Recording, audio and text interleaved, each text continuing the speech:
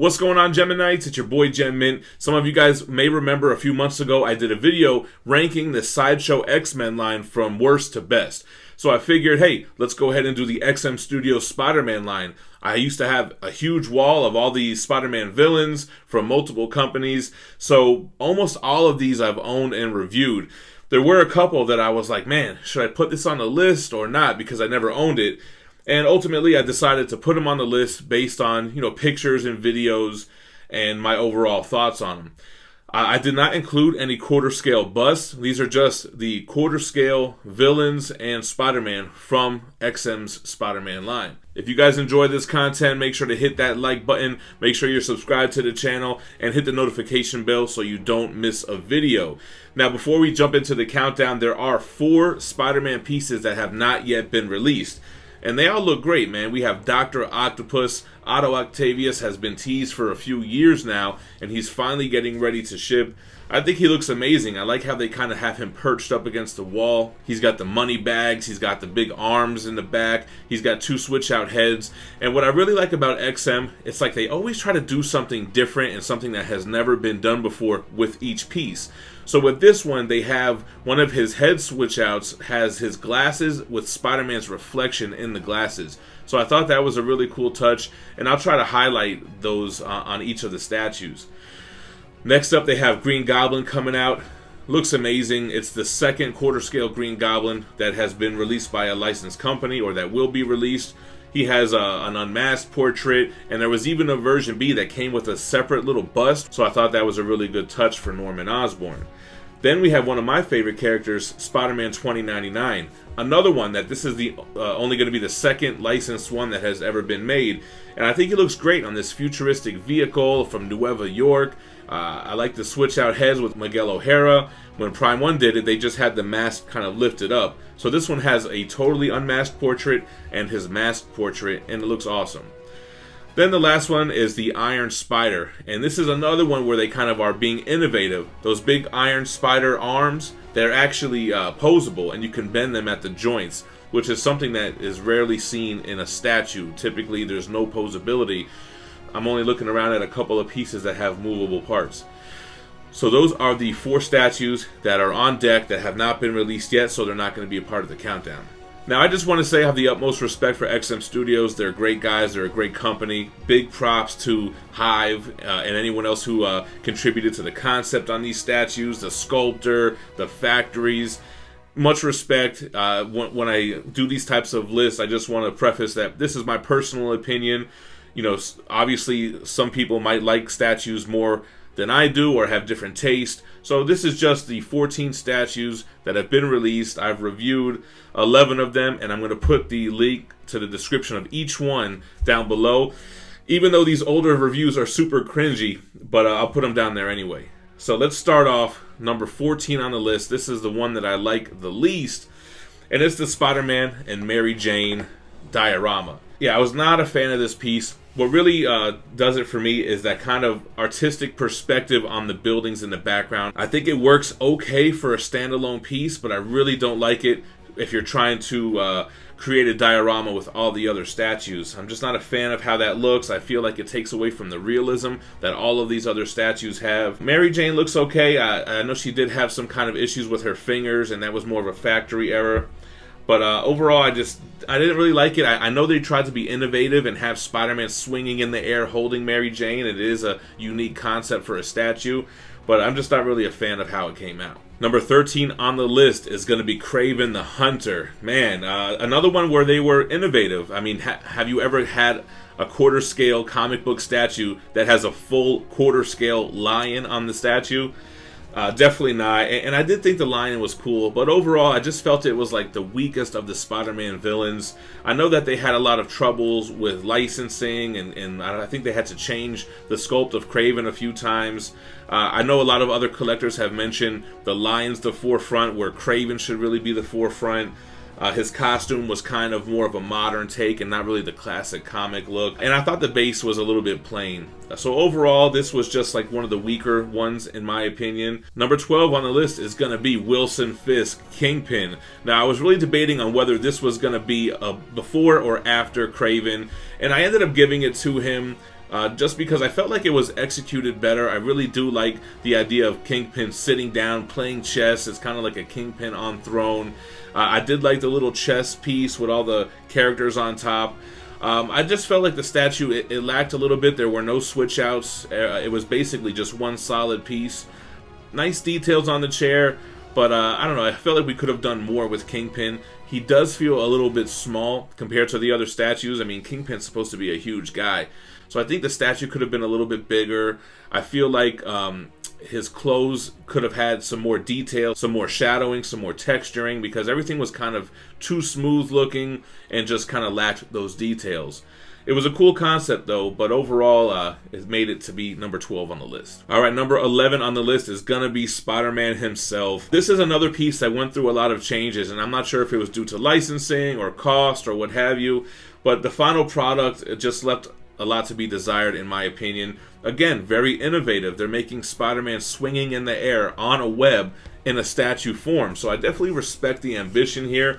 I just kind of felt like the base and Spider-Man were like kind of off-centered, off-kilter. Like it was hard to see what the main focus of the statue was. And I thought it was a very generic base as well. It doesn't really feel like Spider-Man to me. I think a building would have been much better, but that has been done before. And it used to have more villain Easter eggs like Venom, Sandman, Scorpion. Ended up just being Doc Ock with some Green Goblin pumpkin bombs. But I also thought the Spider-Man pose was a little bit off. I do like the fact that they included 3 separate torsos to avoid a neck seam. And XM always kind of goes above and beyond for those type of little details. But overall, I just really wasn't a fan of the pose, I think, if I have to really be honest with myself. Alright, next up is a piece that I didn't own. It was one that I always wanted, but it was kind of towards the end of when I was putting that collection together, and then I ended up selling the Spider-Man collection. But it's Black Cat. I think Black Cat, Felicia Hardy, was a classy piece. They have her kind of laid out on this big cat type of statue, and it has a nice kind of jade color to it.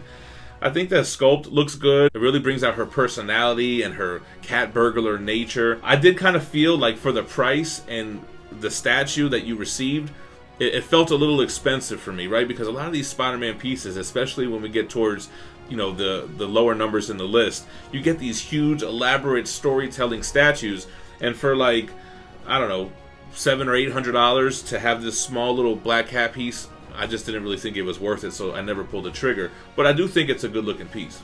Number 9 on the list is the same kind of thing. It's Spider-Gwen. It's one that I always kind of figured I would pick it up, but I didn't love the character enough to drop, you know, the type of money that she was going for at the time. I think with shipping, it was probably around $1,000. I do think that it came out good. I think the costume details were good. 3 different head switch outs. And it really captured her personality with the headphones. You have the hooded portrait. You have the just regular unmasked. I think the Oscorp building was a nice touch. A little bit of a plain type of statue. Not a lot going on. But I do like how she's pegged into the side, showcasing her spider wall-crawling abilities. Never pulled the trigger on it, but I do think it's a nice-looking statue. Alright, number 8, we're going to go with the psychopathic symbiote Carnage. Carnage was an okay statue. I remember being a little bit disappointed. Again, innovative with this huge top of the building base that he's resting on, all of the crazy tendrils on it. I think there was a lot of good elements to this, but there was also a lot that I didn't really like. It had a ton of switch outs with different arms and weapons and portraits. But overall, I thought it was lacking on the base. It could have used more color and weathering. I didn't really like the texture and the paint details on Carnage. It was kind of too shiny, very avocado-like textured. And I thought that the tongue out portrait was kind of unnecessary. You don't really see Carnage sticking his tongue out. So overall, for those reasons, it made it just midway on the list. Number 7 on the list is going to be Kurt Connor's The Lizard.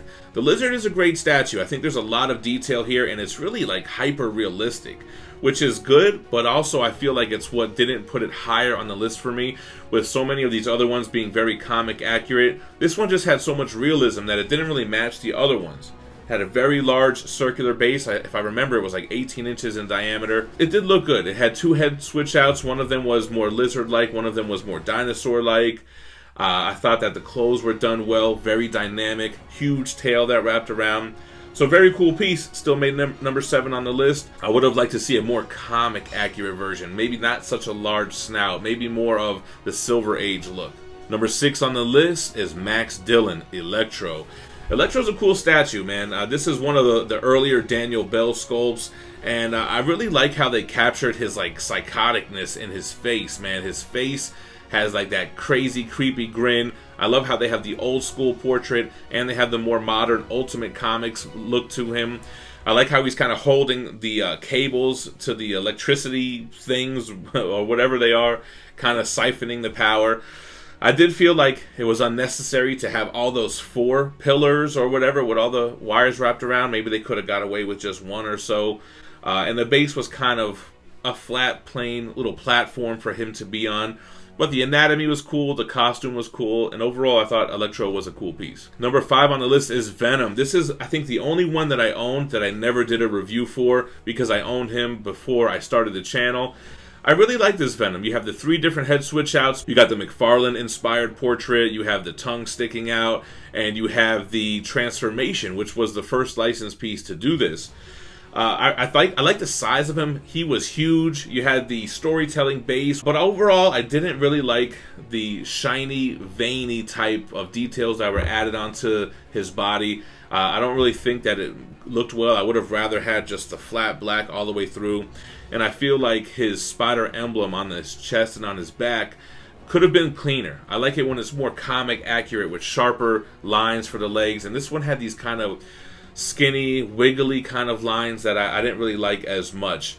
But overall, it's a great piece. It's one of the best quarter scale Venom pieces out there. And I remember being really impressed by it when I got it. Alright, number 4 on the list. This is a lot of people's favorite. So a lot of people are going to feel like this should have been number 1. But I'm going to put Mysterio as number 4. Great piece. I love everything about it. The base with all the smoke wrapping around it. His costume had great details and great colors. The gauntlets were great. The cape could have used a little bit more shadowing, a little bit more detail, but what really stole the show were his head portraits, specifically the 2 glass dome. You had the one that just kind of had the foggy glass kind of look, and the other one that had the smoke in the inside that made it look like a skeleton head. It did come with an unmasked portrait, which I felt was unnecessary. I mean, nobody would really ever use that, but it was just kind of a nice bonus. But it's a great statue, heavy piece. It doesn't take up a lot of space as far as depth and width. It's pretty tall, but it's a very nice piece, man. Number 4 on the list. Alright, number 3 on the list was one that really impressed me when I did the unboxing. I think you guys can tell in the review. It's Vulture. Vulture's not even one of my favorite characters, but he had so many things going for him on this statue that I absolutely loved. First of all, I liked the brick rubble base. You can pose Vulture on 3 different areas of this base in order to make him more displayable, because if you put him all the way on the top, he ends up being very tall. Then you could put him midway or on the bottom. His wings were done so well, and they had such a large wingspan to them. They really looked amazing. I love the anatomy. I think they really captured his physique, the old man face. I was really impressed by this statue, and it's number 3 on the list. Number 2 on the list is Mac Gargan, the Scorpion. This is another one that a lot of people might feel like is number 1. I think it looks great. I'm a huge fan of the character from the animated series, from the comic books, and I think they really captured him here. I love the big swooping tail that goes around. It looks amazing, and I like how they kind of added these additions to him where you can make him the classic version or the modern version with more of like the shiny armor. Personally, I like the classic version. I thought the base really went well with other characters from the line, like Vulture, like how Green Goblin that's coming out looks.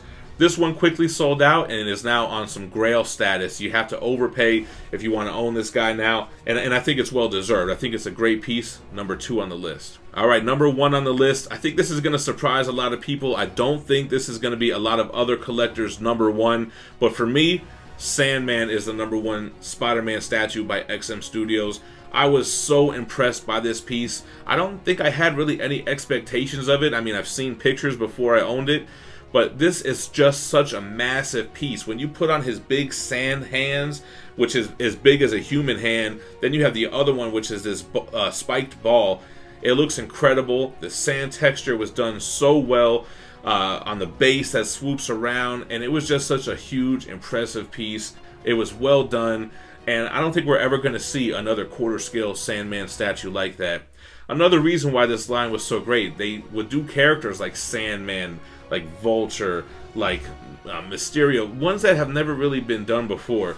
But Sandman, for me, is the most impressive. It's affordable, and it's just an awesome piece that I really feel is the best one out of this line. Let me know what your favorite Spider-Man statue is from the XM Studios line in the comments down below. If you enjoyed this video, make sure to hit that like button. Make sure you are subscribed to the channel. Hit the notification bell so you're made aware every time I release a video, anytime I go live, or drop something random throughout the day. And I appreciate you guys watching. Stay minty fresh. Peace.